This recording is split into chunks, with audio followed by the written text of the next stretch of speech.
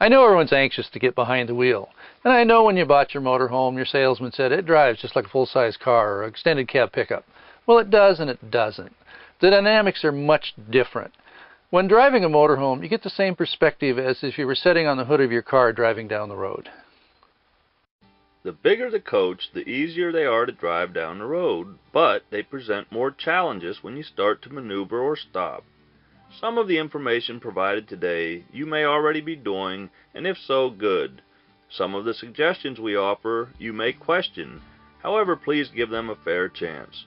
I have heard many stories about tight situations that people have experienced.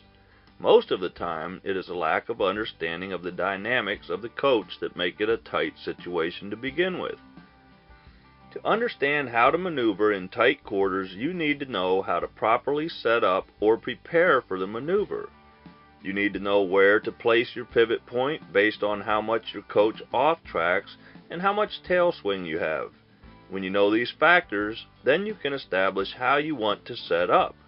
Okay, I know you're asking yourself, what did he just say? Let's start with some basic definitions. The setup is the most important part of any maneuver.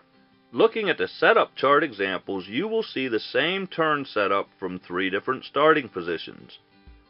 On the left, you see the coach starting its turn when the rear is adjacent with the obstruction. The middle view shows the coach starting its turn when the obstruction is adjacent with the pivot point. As you can see, the overall space required to complete the turn is shortened by the length of the rear overhang. The turn on the right shows what can be done when the turn offset data is applied.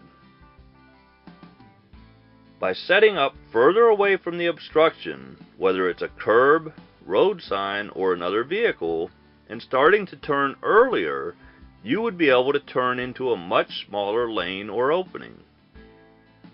Also, by knowing your tail swing, you know how far to be from a wall or other objects before you start your turn.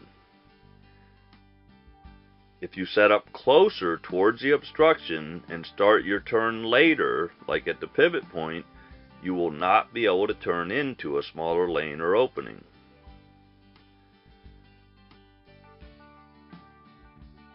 Something that really needs to be emphasized here is don't force a turn.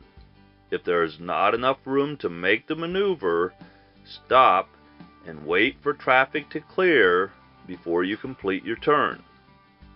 And if it doesn't look like there is enough room to make the maneuver, don't do it.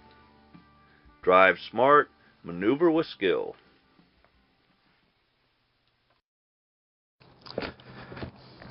Hey, Mark.